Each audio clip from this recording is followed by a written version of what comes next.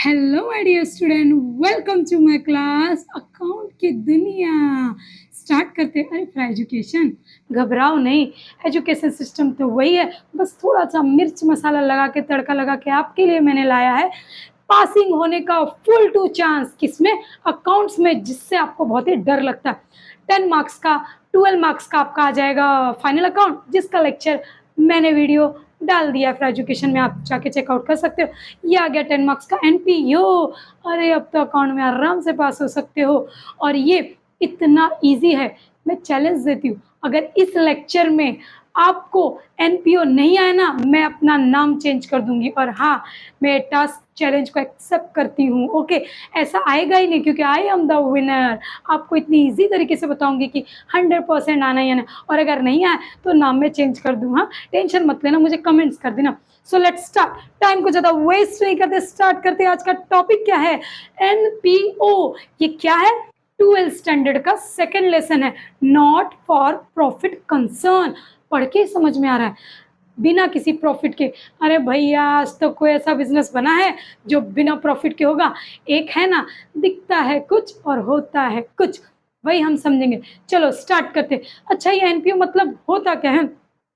एकदम easy method में समझाती हूँ। 10 बातें बोलने से अच्छा ना 100 की सीधी एक बात। आपको एनजीओ पता है? बड़े-बड़े कंपनी, बड़ी-बड़ी फैक्ट्री, बड़े-बड़े बिजनेसमैन, बड़े-बड़े एक्टर और एक्ट्रेस अपना ब्लैक मनी छुपाने के लिए कहाँ पैसे डालते हैं? एनजीओ, यानी कि ट्रस्ट में पैसे देते हैं। यही हमारा एनजीओ। यानी कि अगर आप एनपीओ का सम कर रहे हैं तो ये सोचो कि मैं कौन हूँ? एनजीओ वाली हूँ। मैं कौन हूँ? एनजीओ वाली। बस ऐसा सोचो, फटाफट से समझ में आएगा ये एंट्री यहाँ क्यों। मैं एनजीओ वाली हूँ तो मुझे अपने यहाँ पे स्टाफ रखने पड़ेंगे, सबको सैलरी देना पड़ेगा, वेजेस देना पड़ेगा, एक्सपेंडिचर, मुझे डोनेशन मिलेगा, इनकम, सब्सक्रिप्शन मिलेगा, इनकम, इंटरेस्ट मिलेगा, इनकम। अंडरस्टूड? अब आ रहा है ना थोड़ा थोड़ा समझ में? अपने आप को क्या समझना है? एनजीओ। यानी कि पता है ना क्या, बड़े बड़े चैरिटी में जो पैसे डालते हैं ना, अरे सलमान खान को ले लो, आपने देखा उसकी टी शर्ट पे बिंग ह्यूमन लिखा था, वो भी एक चैरिटी। अच्छा, मैं ऐसा नहीं बोलती कि सब ब्लैक मनी ही देते, कुछ कुछ लोग होते हैं जो थोड़ा मोड़ा दान पुण्य करते हैं, लेकिन बड़े बड़े लोग थोड़ा थोड़ा सा दान पुण्य कर देते हैं। अगर एक बाल्टी पानी में एक मग पानी निकाल दिया तो क्या फर्क पड़ता है? ऐसे उनकी इनकम और मनी होती है, बट हमारी तो वैसी होती नहीं। सो अब स्टार्ट करते, चलो। आपके पास एक फॉर्मेट रहेगा, उसमें आपको बताना है। पहले हमने फाइनल अकाउंट में ऐसे किया था, बहुत सारा डब्बा रहेगा, चार्ट रहेगा। अब आपको किसमें क्लासिफाई करना है? क्वेश्चन में आएगा प्रिपेयर इनकम एंड एक्सपेंडिचर और बैलेंस शीट, तो आप समझ जाने का ये एनपीओ है। क्या बोला रहेगा? इनकम और एक्सपेंडिचर बनाना है आपको। सो लेट्स स्टार्ट करते हैं। अब इनकम में क्या आएगा, एक्सपेंडिचर में क्या आएगा? अभी मैंने बताया था, देखो एसेट्स और लायबिलिटी, तो जो फाइनल अकाउंट का मेरा लेक्चर देखे उनको समझ में आएगा। अरे नहीं समझ में आएगा तो मैं हूं ना, मैंने इतना बड़ा टास्क जो लिया है। चलो टाइम को वेस्ट नहीं करते। फर्स्ट ऑफ ऑल हमारा आ जाता है एक्सपेंडिचर। इसको हम लोग क्या बोलते हैं? इनकम एंड, ऊपर लिखेंगे income and expenditure for the year ended, जो ईयर दिया रहेगा। हो गया। ड्रॉ कैसे करना है, बनाना कैसे? हम बच्चों की ना एक ही गलती होती है, हम डायरेक्टली सोल्यूशन पे भागते। अरे क्यों सोल्यूशन पे भाग रहे हो? क्यों सम्स कर रहे हो? पहले समझो तो क्या किधर जाएगा। आपके क्वेश्चन सॉरी टेक्स्ट बुक में बड़ा सा चार्ट दिया है, बोरिंग सा, उतना कौन लर्न करेगा?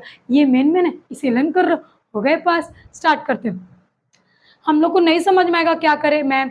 जैसे क्वेश्चन आपके सामने आएगा तो पहले हमें पेंसिल हाथ में लेनी और क्लासीफाई करना, क्या इनकम में जाएगा, क्या एक्सपेंस में जाएगा, वहाँ पे लिख दिए। जब हम सम करेंगे तब मैं वो सब सिखाऊंगी, ठीक है? अच्छा, हर एडजस्टमेंट की 2 एंट्री आती, वो एंट्री मैं अभी आपको नहीं बताऊंगी, जब सम सॉल्व करूंगी तब समझाऊंगी। अभी सिर्फ आप इतना जान लो कि क्या एक्सपेंस है, क्या इनकम है, क्या लायबिलिटी है, क्या एसेट्स है, बस। स्टार्ट। हमारे पास क्वेश्चन आ गया, हमने देख लिया कि किसमें क्या क्या डालना है। ओके, देखो एक्सपेंडिचर का कॉलम देखते हैं। एक्सपेंडिचर का मतलब क्या होता है? खर्चा। क्या होता है? खर्चा।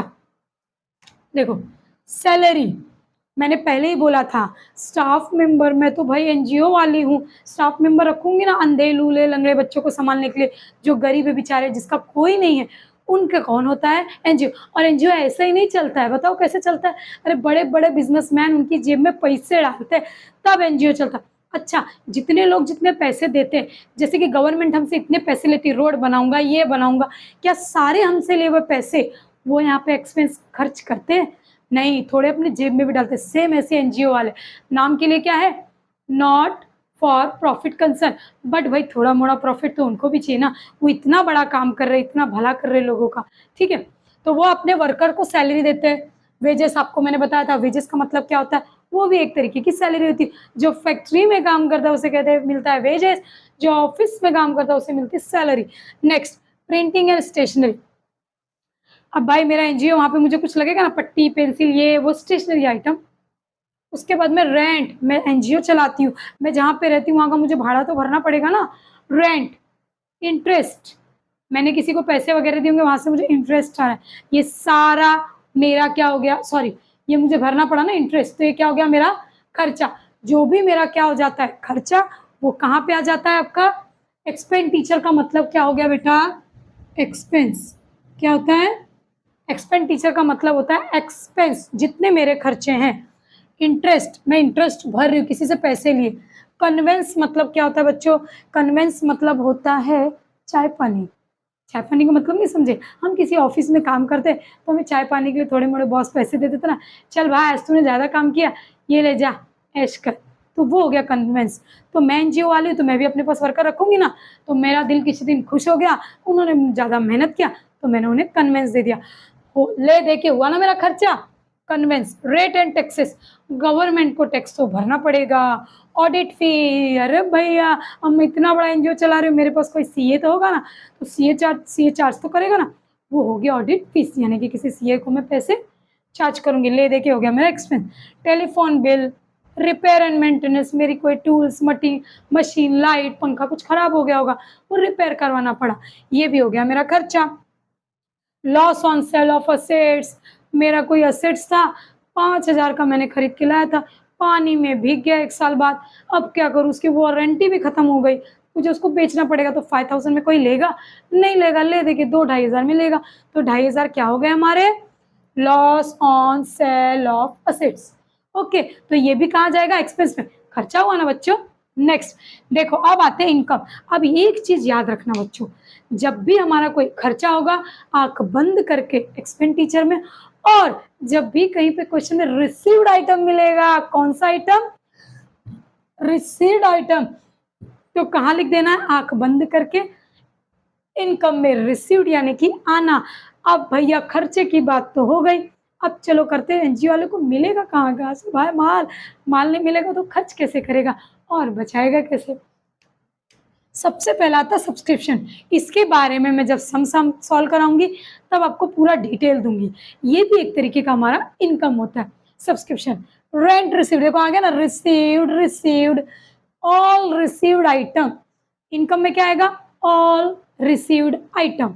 ओके, गवर्नमेंट ग्रांट, गवर्नमेंट की तरफ से कुछ मिला होगा, और ग्राउंड रेंट, हमारा एनजीओ है, हमारा एनजीओ तो हमारा एक दो जगह कहीं जगह होगा, वहाँ हमने रेंट पे दे दिया होगा, वहाँ से हमको क्या मिल रहे हैं, पैसे। या फिर चलो मेरा ही एनजीओ है, मैंने सपोज रेंट पे लिया था, तो क्योंकि आप बोलोगे ना रेंट तो यहाँ पे भी, मेरा एनजीओ मैंने रेंट पे लिया था, लेकिन किसी की शादी है, कोई आया मेरे पास, बोला एक काम करो ना, आपको डेली तो काम इतना नहीं लग रहा है इतने बड़े ग्राउंड का, 2 दिन के लिए मुझे दे दो, तो मैं क्या करूँगी, इससे पैसे लूँगी, तो क्या हो गया, ग्राउंड रेंट।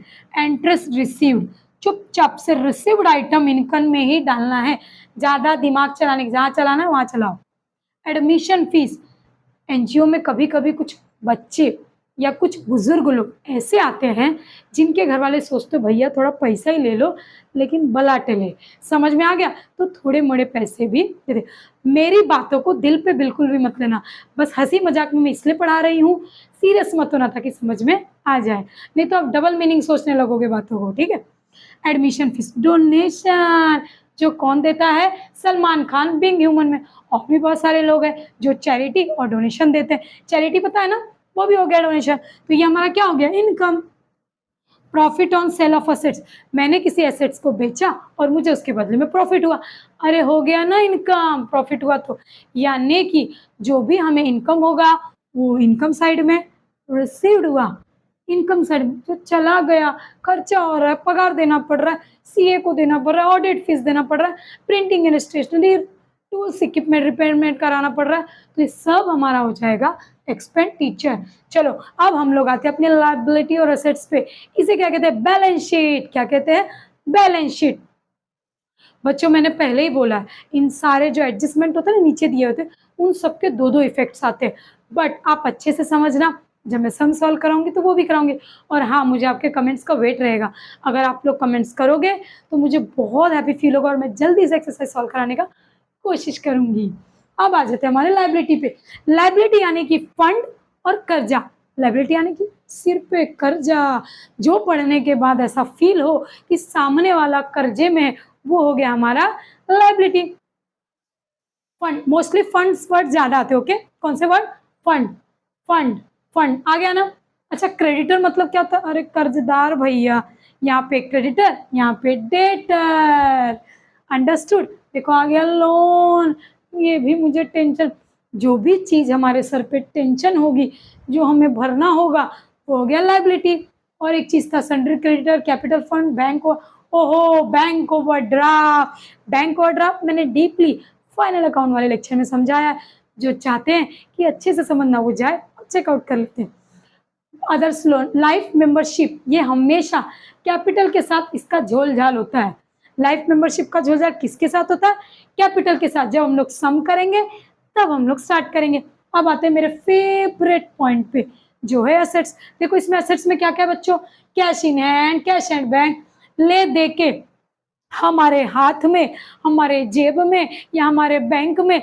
जब भी कोई चीज पैसा हमारे पास है या हमारे पास कोई ऐसा आइटम है जिसको मैं बेच के फ्यूचर में पैसे ले सकती हूँ, तो वो मेरा क्या हो गया? असेट्स। मैंने बताया ना, अगर मैं ट्यूशन क्लासेस पढ़ाती हूँ तो वो वाइट बोर्ड मेरा हो गया असेट्स, मेरे बेंचेस हो गए मेरा असेट्स। ये सारी चीजें मेरा क्या हो गया? असेट्स। फिक्स डिपॉजिट, अरे ले दे के भैया अकाउंट में पैसा है, कहीं भी पैसा तो मेरे पास ही है ना। सन्ड्री, देखो डेटर्स, क्रेडिटर इधर, और डेटर मतलब मुझे मिलने वाला है, मैंने किसी को कर्जा दिया था, मुझे देने वाला।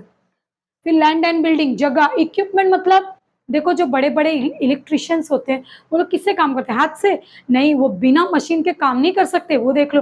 फिर कपड़े की कढ़ाई, लखनवी कुर्ती पता है ना कितनी महंगी आती है। लखनवी कुर्ती इतनी महंगी क्यों आती है पता है आपको? क्योंकि उस कुर्ती के ऊपर जो कढ़ाई हुई रहती है वो मशीन से नहीं, हाथों से होती है।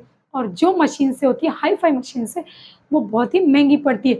इसीलिए ये क्या हो गया? इक्विपमेंट, यानी कि वो मशीन्स वगैरह, यानी कि सारी चीजें हो गई एसेट्स।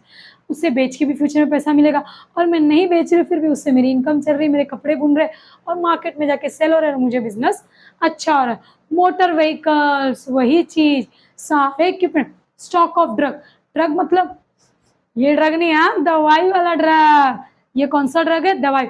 अगर हमारे पास मेडिसिन स्टॉक में है, ले दे के हो गया ना एसेट। स्टॉक मतलब बहुत सारा भर के रखा हुआ, हम आराम से सेल आउट कर सकते हैं।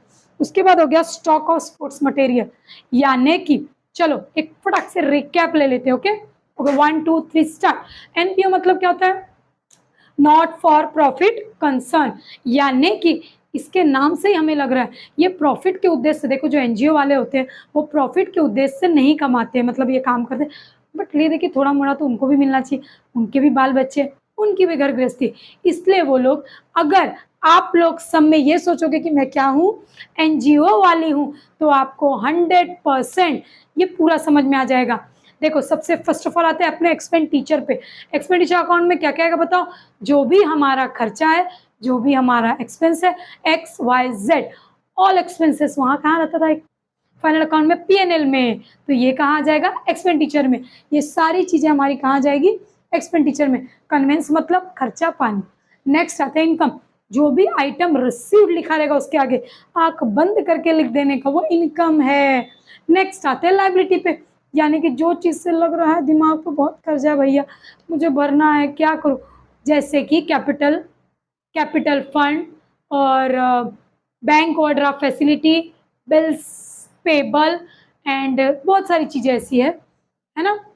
Loan, bank overdraft, creditor, building fund तो इसमें ही जाएंगे। नेक्स्ट आ जाएगा असेट। असेट्स में क्या होता है? जो चीजें बेच के हमें फ्यूचर में पैसा मिले। जैसे कि ये गोल्ड है, देखो इसको हम लोग, ये गोल्ड को अगर हम लोग ने सेल किया तो फ्यूचर में पैसा मिलेगा ना, तो ये हमारा क्या हो गया, असेट्स। ये व्हाइट बोर्ड है, मैं आज ट्यूशन नहीं पढ़ा रही हूँ, बंद कर दी, मुझे ये बिजनेस पसंद ही नहीं, तो ये मैंने सेल कर दिया, तो ये भी क्या हो गया मेरा, असेट्स। आई होप बच्चों आप लोग को अच्छे से समझ में आ गया होगा और मेरा टास्क पूरा हुआ, या मैं हारी या आप हारे, ये देखना और ज़रूर मुझे कमेंट्स करना और पढ़ते रहना, और मेरे सारे वीडियो आप तक पहुँचे इसलिए मुझे सब्सक्राइब और लाइक करते रहना। Bye bye.